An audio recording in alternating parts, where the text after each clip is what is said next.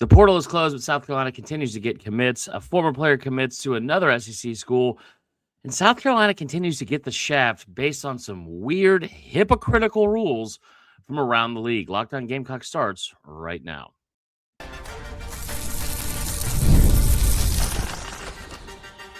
You are Locked On Gamecocks, your daily podcast on the South Carolina Gamecocks, part of the Locked On Podcast Network, your team every day. What's up, guys? Welcome into Locked On Gamecocks. I'm your host, Chris Marler, host of the Locked On Gamecock podcast, part of the Locked On Sports Podcast Network, the number one sports podcast network in America, thanks to you, and we appreciate you. We also appreciate our friends over at FanDuel. And today's episode is brought to you by our friends at FanDuel. The college football playoff is here, and the FanDuel is the best place to get on the action all playoff long. So visit FanDuel.com to get your college football playoff profit boost every game day. National championship is tomorrow, and just like that, another college football season will come to an end. Breaks my heart. One of my least favorite days of the year every year. But, there's a lot to talk about. And there's just some, I think this is going to be a very unorganized, unstructured show. I'll just be honest. And that's, I'm sure a few of you are going to say, well, how is that any different than how you approach every show? And that's a good point. It's a solid point, if I'm being honest with you. But there's just a lot of stuff that has happened over the weekend, and then also stuff that I feel like I'm just going to get on a rant about, and a few things that are just kind of stupid, and they all seem to involve not just South Carolina, but some at South Carolina's expense. So let's just get into this. So on Saturday night, I'm at date night for a very overpriced dinner with my beautiful fiance, Allie. Had a great night. And we were sitting there, and I got a text from Stephen Willis from Locked On Ole Miss, and he said, "Hey, tell me everything you know about Michael Smith." And I was like, "Who? Like the tight end from South Carolina?" Yeah. He just committed to Ole Miss, and I was like, "Well, that's impossible because he signed a deal with Syracuse and wanted to come back to South Carolina, but then couldn't come back to South Carolina because he is going to Syracuse." He's like, "Well, I'm telling you right now, he just committed to Ole Miss." And it took me about a half second to think about this, and I was like, if South Carolina were to get Michael Smith back, I think it would have been a really, really big get. I told you guys this from the beginning. He was one of the players that I was most upset about leaving. He was the first one to enter the portal. He sat out the rest of the year. Now, listen, I will tell you that he quit on the team, and I think that's the stance that a lot of people have taken from that. And I get why.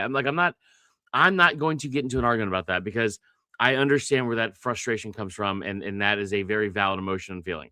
It's also what happened. So it's not like you're lashing out or anything like that, right? But we sat here and did a show on Friday or Thursday or Wednesday of last week, one of the days, because the portal days all run together. And the whole point of the show was, hey, this kid had to learn a lesson because he entered the portal, decided that he was going to go to Syracuse, came back to South Carolina, then went on a visit to Syracuse without telling some people, signed a contract with Syracuse, and then came back to South Carolina saying he wanted to play there. What's weird to me is this. It's not shady. No, it is shady. It's not illegal, right? I thought that this was going to be a situation where Michael Smith is going to have to learn the consequences of actions, right? Like actions have consequences. You're a grown up, and you have to learn from those things sometimes. And I continue to say, signing your name with a pen on a piece of paper is just tale as old as time. Like how deals have gotten done for decades, if not centuries. Like that's a done deal. You put your name, write it in a fancy cursive, and sign it to a piece of paper in a binding contract. You are liable, or you are supposed to be held to the written parts of that contract. Like what? And I'm already getting frustrated, so I'm jumbling over my words, and just because it's so stupid. It's just so stupid. So the whole point of that is, hey, we have an agreement. Sign your name to make it legit, and make sure that is the final piece of it. Put pen to paper, and we have an agreement. We have a deal in place. That is how deals work. The reason why he couldn't come back to South Carolina is because there was a deal in place with him at Syracuse. And I should have known better. I should have known better watching the way the SEC operates and the way college football operates now under the playoff or under the portal and the NIL era. I genuinely should have known that this was not over. People want to be over. Now I'm going to say this too. There's nothing illegal. Like contracts now, this is even crazier to deal with in college football, but contracts now have buyouts for players, not coaches, players. You like, we're going to talk about this later. A former South Carolina defensive end, Desmond Umazulu, he ended up going to Alabama and signing a out of the portal with them. And that is a player that is going to be paid to go play there and had signed a deal with South Carolina. So there was a buyout that was in place for him that Alabama had to pay just to get him. We'll get into that later because I don't know how wise of an investment that was from one end. But that's it's just like coaching contracts. If you're going to leave for one place and go to another, there's a buyout in place. That doesn't mean it's a crazy, huge, expensive buyout, but it's a buyout nonetheless, right?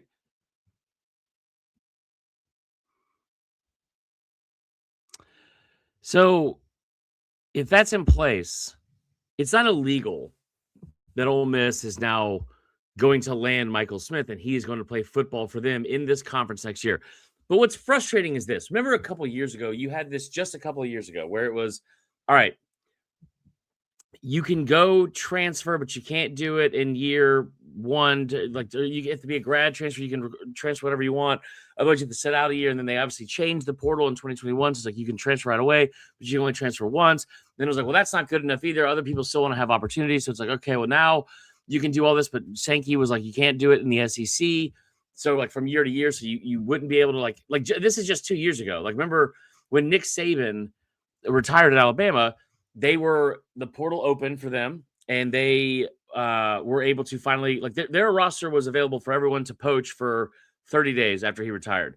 Then they got a chance to go get players out of the portal after that in the spring window. And because the portal had already closed for them. So they had a chance to do that in the spring window, but they weren't allowed to get any SEC players. So it was like, well, that sucks. You're not allowed to go get players from this conference. Meanwhile, everyone in the conference and the rest of the country can cherry pick off your roster. That seems pretty dumb. Well, now, of course, there are no rules. And you can do whatever the hell you want to do whenever the hell you want to do it. And it doesn't matter. And like, there's no reason to have anything written in place because they're just going to have lawsuits that counteract it. Or they're just going to sit here and say, well, you know what? That doesn't apply to me.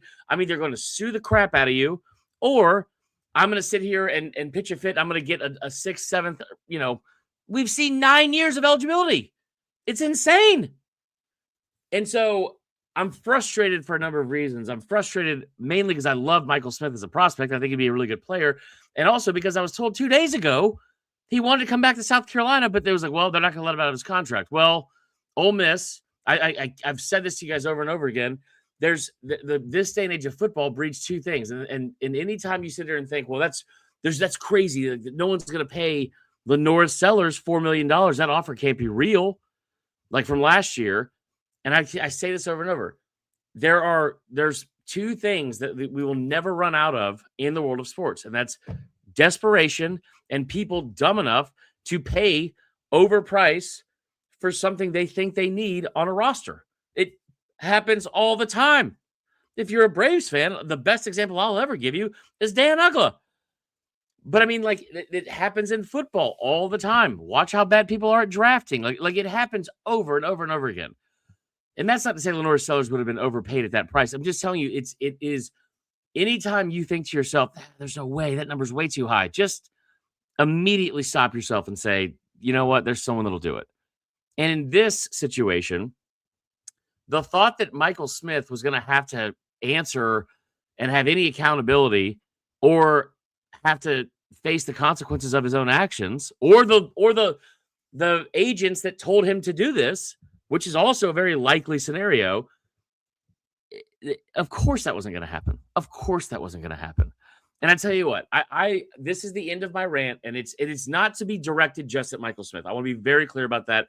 This is just old man yelling at the clouds. I got gray in the beard.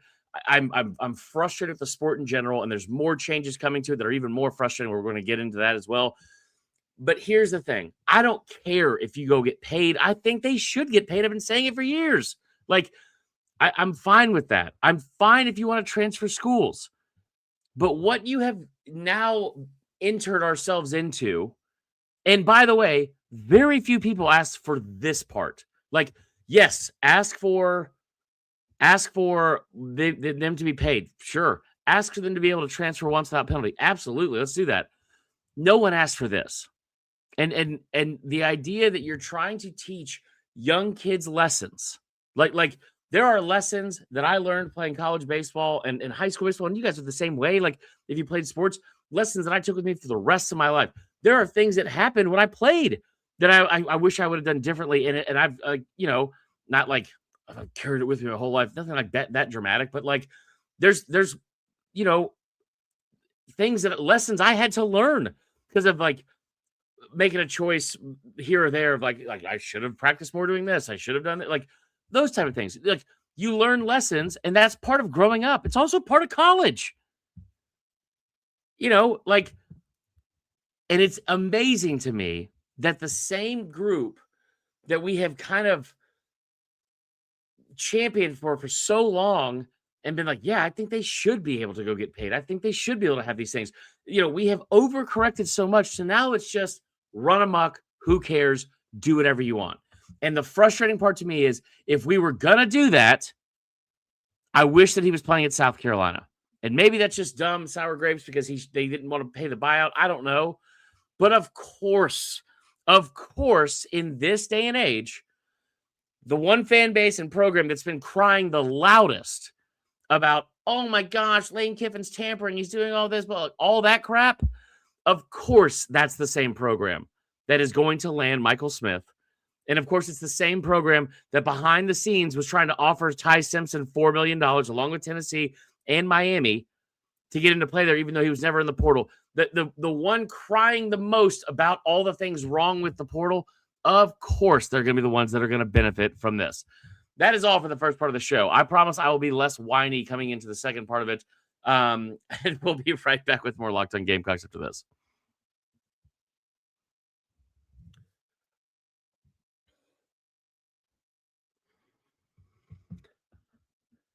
We're back, and I appreciate you guys letting me vent. Therapy's tough. Therapy's expensive. So I appreciate you guys letting me have a safe space to vent as much as possible here. Before we go back into the show, and I do have some final thoughts. I lied to you. I was not the final thing I was going to say, but I do have some final thoughts on it. Before we do that, I do want to give a shout out to our friends at FanDuel. The college football playoff is here. The national championship is tomorrow. Indiana versus Miami. I have some hot takes on some good plays, I think, for that game, and I'm pretty pumped. And I will be doing all of that at FanDuel. But FanDuel right now is giving all customers even more ways to get in on the action every single game day of the playoffs. Because right now, every college football playoff game day, FanDuel users get a profit boost waiting for them in the app. So that means Monday, January 19th, MLK Day, you will have a profit boost waiting for you in the app if you are a customer of FanDuel.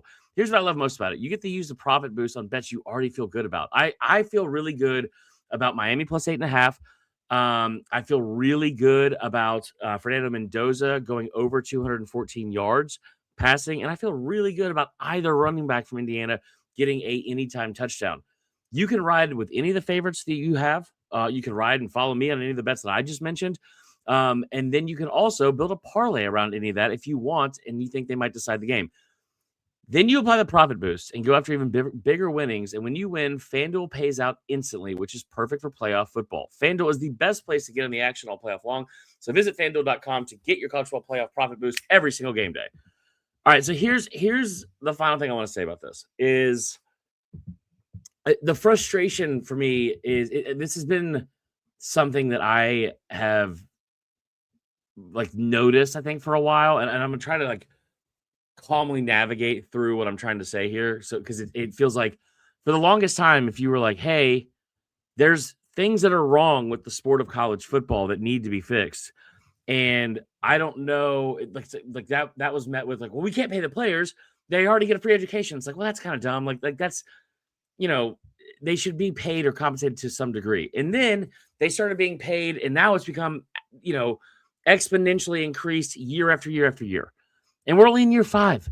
And so that part, it's well, now I sit here and say, well, here's all of the issues you have in this wild, wild west of NIL and portal and the current state of college football. And now if you say that, it's met with, well, you just don't want to see the players paid. You just think that like you're just being negative about this, and you don't want to see them be able to have. It's like, no, that's not what anyone's saying. Like that's not what. Not everything has to be so far this way or so far this way. It doesn't have to be that way for a lot of things, not just sports. That's all I'm going to say about that. But like, not everything has to be so far of like an overreaction or an overcorrection. And so the frustrating part for me is someone that covers the sport and also loves the sport. Like my favorite thing since I was 4 years old. Like love what I get to do. Love the sport itself in general. If I stop doing this and I go do something else, it's not going to change how much I love college football and college sports. But it's so damn hard to keep up with everything. And it also feels like every single time we feel like there's any sort of guardrails, they're immediately taken away. Or it's like, oh, no, that person's just going to take this to court. And by the way, the NCAA hasn't had a backbone for years, we found out, and they still don't. And so it's like they're going to win every single time. It's just going to be overturned. And so like Trinidad Chambliss is going to get granted a 6-year. I think that's good if he wants to do it. I think personally he should go pro. But like he's been denied a waiver 4 times from the NCAA. Every person at Ole Miss feels like he is absolutely going to play next year because of the lawyer they've hired, Tom Mars, and the case that they will make. And I want to see Trinidad Chambliss play more in college. I thought he was an awesome story, was great to watch, all those things. Like this is not him being an example. In addition to the previous segment that was about Ole Miss, has nothing to do with like slandering Ole Miss or being mad about Ole Miss. This is just the latest example in it, right? But it's hard to keep up with, and it's hard to understand what the rules are anymore at this point. And it's kind of stupid. I say that to transition into some other rules that are also being potentially implemented into the sport. One, let's talk about the portal. On Friday, I came in here, had a celebratory beer, was all excited because the portal was closing, and that means I was going to finally get some rest. I did get a nap in on Sunday, which was nice. That was a glorious nap. But I was also wrong because what I didn't know was that it was closed, but schools still had 48 hours, business hours, to process anybody that wants to enter the portal. Because of course they did. Why would you build that into the original window? You know what I mean? I mean, like, why would you say it's going to close on January 16th, that Friday, and then say, when you could say it can close on January 16th, but also we're going to give an additional 48 business hours for the sport that's played only on Saturdays for the most part. We're going to give 48 business hours for you guys to process those last transfers that are entering. Oh, and also it's a bank holiday weekend. So you know what? The portal is closed on Friday, but it's really closed next Wednesday. Like what? Like if there's not a better example of the inefficiency and stupidity of this sport right now, that's one of them. And it's not going to stop me from watching. It's just one of those, another thing. Now, Wednesday is the final day. So we'll recap that then. We'll actually have some final numbers, hopefully. What else was I going to tell you? Oh, in terms of things that are also changing. There are numerous things that are changing. And now, you know what? I'm going to tell you right now, 18 minutes in, we're not going to get to any of this stuff because it's not enough big things to talk about in the portal. We'll save that for Monday. This will just be on all the rule changes stuff for the episode since I've been on a soapbox for almost 20 minutes. But the other things that are coming along with the change are 2 things really that are big that would affect South Carolina. And one of them is very surprising that it's been voted on almost unanimously around Power 4 coaches in the SEC. But the rule where you can only play 4 games of college for a season to maintain a year of eligibility is potentially going to be changed. And I don't think they've had the final vote on it yet, but the vote was like from what I was told, and I think what Ross Dellinger reported from the SEC, almost unanimously agreed upon. They would like to move that rule to where if you can play in 4 games and redshirt for a year from 4 to 9. So 75% of the season, you can still redshirt. I don't know what caused it. I do know that means that if you had an injury and you miss however many games, you can still play for 9. I mean, maybe there's a benefit to it. It also kind of feels like maybe it's a way to prevent the thing that happened with Michael Smith, which is I'm only going to play 4 games because and this was not just Michael Smith, by the way. This was like a lot of people that were doing this. You saw it last year with the middle linebacker who went to Kansas.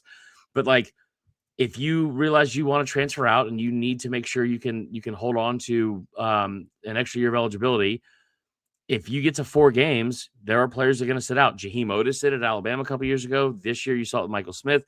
You've seen it all over the country. There was a kid from Georgia who did it this year. So if you're able to sit here and say, I want to gain an extra year or maintain an extra year of eligibility, I'm going to sit this out. I mean, it's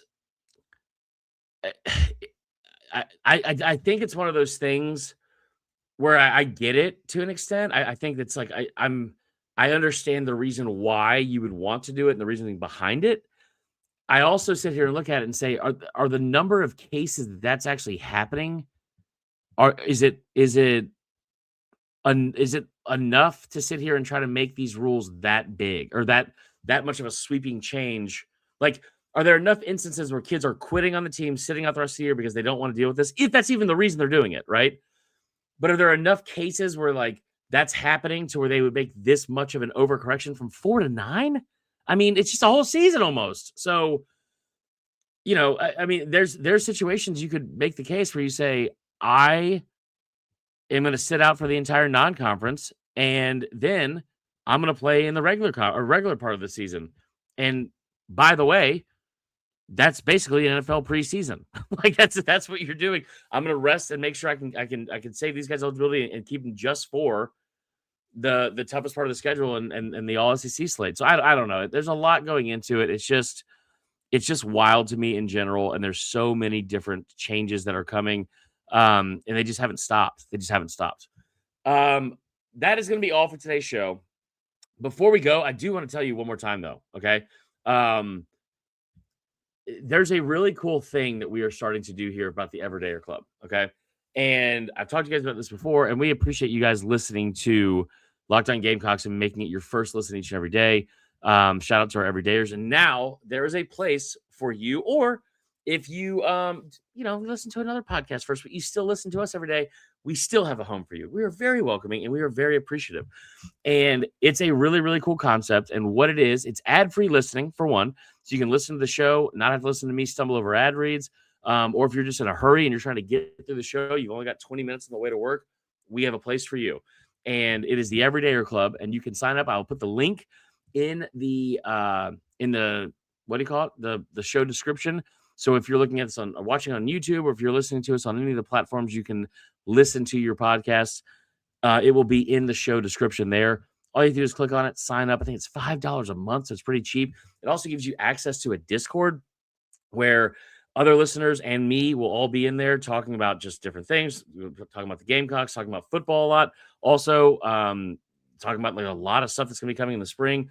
Obviously, women's basketball is having a hell of a season so far. The baseball team is a top 4 spender in, I think, in the SEC this year. Actually, they might be top 4, and it might not be 2, 3, or 4 spender in NIL money for the baseball roster. And they had a top 5 transfer portal class as well. So we should have a lot to talk about then. And then when we come back for football season, you'll have exclusive content that is strictly in the Discord as well. It's a lot of fun stuff. It's only $5 a month. It gives you a ton of access to a lot of things. So if you have not already done it, go check out the Everydayer Club. Go check out the URL or the link in the show notes, like I said, and sign up today. We'll be back with one more part of Locked On Gamecocks right after this.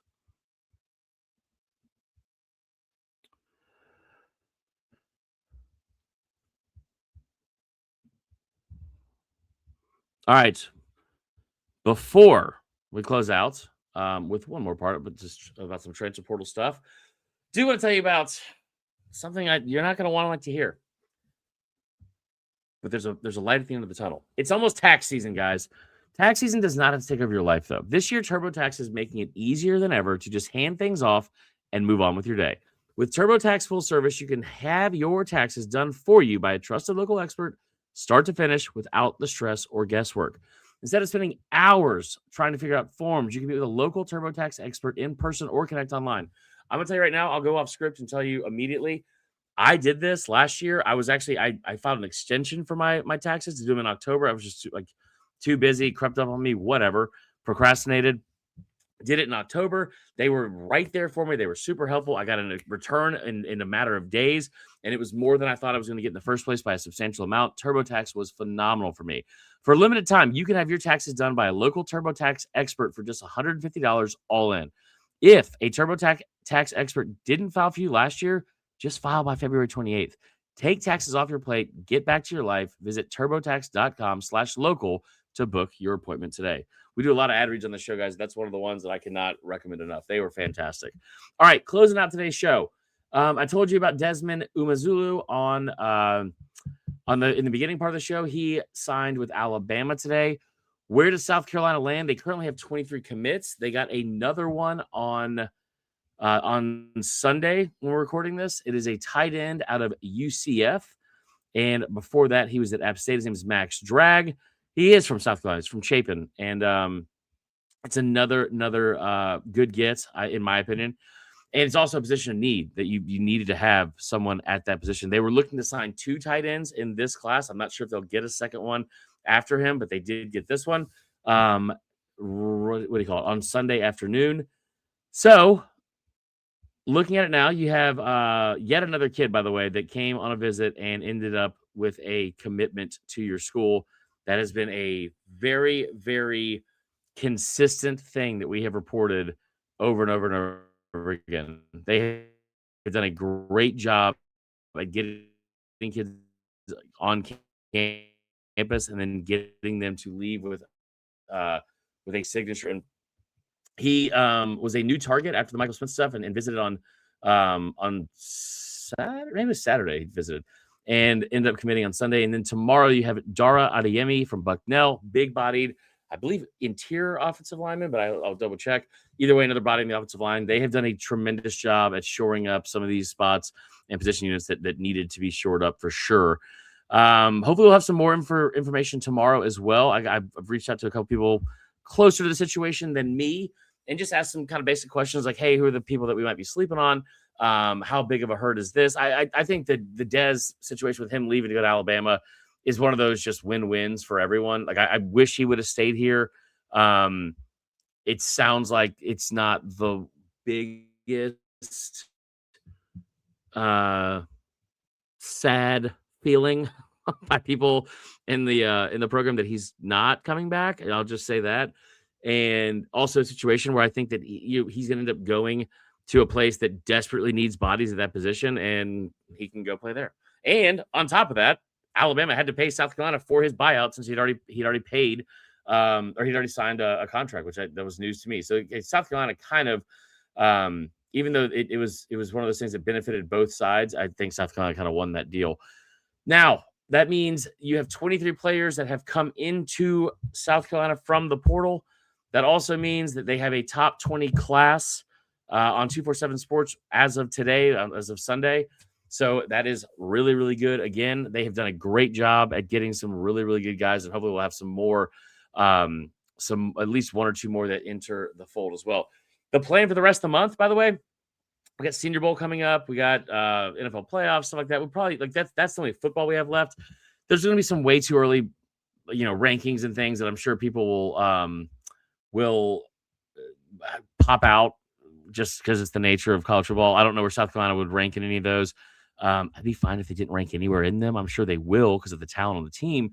But you're also talking about a situation where you have you were 4-8 last year after being preseason top 13. So I'm fine if they don't fly under the radar and go shock the world like they did 2 years ago. So that is all. Men's basketball lost on Saturday to Auburn. It was a very close game. They fought the entire game.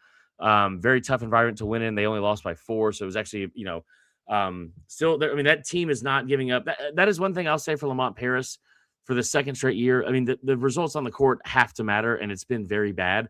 But that team hasn't stopped fighting for him or each other. So that's been really good to see for the second year in a row. And then the women beat Coppin State on the road for some reason, 90-48. So that is all for today's show. I appreciate you guys. I hope you all have a great and happy Monday off of work. And if you're not off work, I hope you have a happier day than all of us because you deserve it. Until next time, go Cox. I feel like I'm yelling.